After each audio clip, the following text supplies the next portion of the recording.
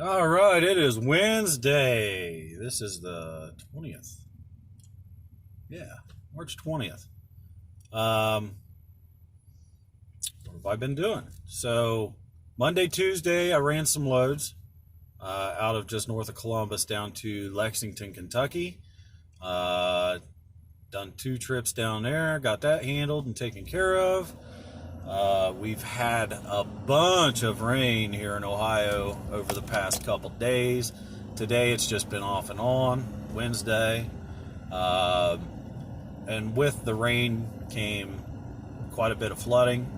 The water has receded as far as what I've had to deal with on a job today.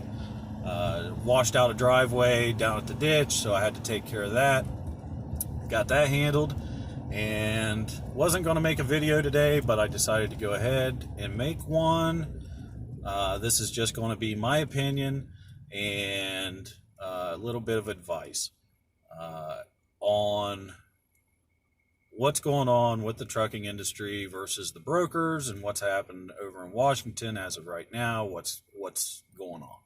So don't know if anybody's actually caught up with that or heard of anything. What it is the brokers are selling cheap freight to the trucker, is what I'm understanding.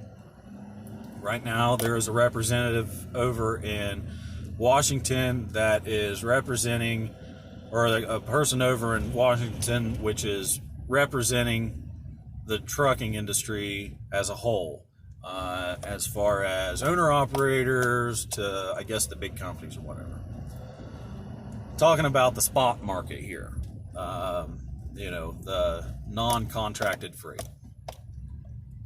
So I haven't seen it firsthand because I don't run the load boards. I'm, strictly on a direct client basis, and I haven't had to deal with any of it. Am I still running? Yes, I'm still running. Like I just said, I just ran a couple. I'm actually in the new truck right now. I'm over in London, headed over here to the dealership with my new truck. They've got to do a couple updates, I guess. There's 2 recalls on it, so I'm gonna try to get those done today. But anyway, just figured I'd take time and make this a quick video. Number one, brokers evidently are selling cheap freight. Okay, and what that means is brokers getting paid, the trucker thinks the broker's getting paid big bucks and is price gouging out and starving the trucker. That's not necessarily what's, all of it. That's not all of it. Somewhere along the lines, the truckers have decided, okay, yeah, I'll take it cheaper, and I'll take it cheaper, and drove the prices down. This comes along with uneducated new truckers, that trucking company, business owners, whatever, that come in and start hauling freight, whether it's on a semi truck or if it's, in a Hotshot, whatever. Seeing it across the board, I guess. So with that, seeing it across the board has brought that to the attention to a lot of people, as far as, the rigoroni that's happening in, with the world right now, and all the crap that's going on, trying to blame it on that, on why the prices are being dropped, whatever. Said it before, I think in the last couple videos I said this when I was talking about the trucking industry. We are, as far as the trucking industry, we are the first to see the wrath of something bad coming. We are the last, in the trucking world, to see the relief of things getting better. Are things getting better? I mean, they are for me. I really haven't even slowed down. As far as the trucking goes, I mean, the trucking slowed down a little bit for me, but it all happened at the right time, where other things started popping up, and the other stuff that I get into, things have been wanting done there. So don't haul cheap freight.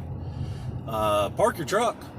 You know, if that's the case, you know, you don't want to go out here and run your truck and it costs you money. You should have a big enough nest egg to be able to park that truck and go on unemployment. Here in Ohio, anyway, you can go on unemployment and get paid something, along with the extra $600 a week on top of that, you know, from the federal government. You can do it. I haven't done it because I don't need it. I mean, I'm still moving, whether it's with the trucking industry or if it's doing my side work. I don't need it, so I don't even worry about it. But it's nice to know that it's there. So anyway, don't haul the cheap freight. That's about the biggest advice that I could give you. Park your truck because it's going to cost you more money if you don't. You know, things as far as maintenance and unexpected repairs and everything. I mean, if it's as simple as you don't want to go out here and run something and it be your bank account be less than what it was before you ran it. That's not how, you know, you're not going to be in business very long if you keep doing that. You're going to see a lot of trucking businesses go out of business, as far as single guys, small mom and pop truck shop or trucking companies with a few trucks. That's going to happen. So, but I'm just now pulling in the dealership. A little bit of life lesson there. Quit hauling the cheap freight. We do not need any more regulation. We do not need anything of that nature. We're already damn near in diapers now with all the regulation. We don't need any more. Holy cow, what is that? I gotta show you guys something. I'll just drive by it. Ready? Ooh, look at that. That's a 5500, boys. That's nice. Anyway, quit hauling the cheap freight. Don't do it. Don't do it. You know, the broker will eventually have to bump his price up or the broker will go bye-bye. It's as simple as going out here, looking for a load. If the money's not there, don't haul it. Go on to the next. That's the way to do it. So, video's getting kind of long, so we're going to stop it here for a second, and I'm going to run inside, and we'll return this once everything's done. Anyway, getting back to what I was saying, we don't need any more regulation as far as the trucking industry goes at all. You know, if you guys can't make a good deal with a broker and you're not walking away from the deal and you take it anyway, don't cry about it. You made that choice to take that load. One thing that we do not want is more regulation on the trucking industry. We don't need it, and that's exactly what will happen. So, you know, you guys think the ELDs are bad?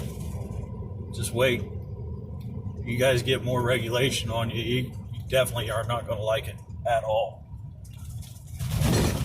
So, this road's bumpy. We're just about to the house.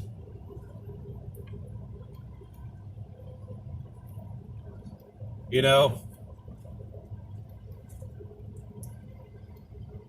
my parents, when I was being raised, you know, my parents had five kids, and I think they, you know, taught us all a good value, how to work and everything. But one thing that they always said to us, and it really stuck in my mind, and I live by it every day. I set goals for myself, and I do everything I can to achieve those goals. Okay? Everything I can to achieve those goals. They always told me, you want something bad enough, you can have anything in the world you want, as long as you're willing to work for it. I've worked hard for everything that I've ever wanted, everything I've ever needed and everything that I have. And I tell you what, it's worked out real well for me. So, I got the woman and I some food, some gyros. So with that being said, you can have anything in the world that you want as long as you're willing to work for it.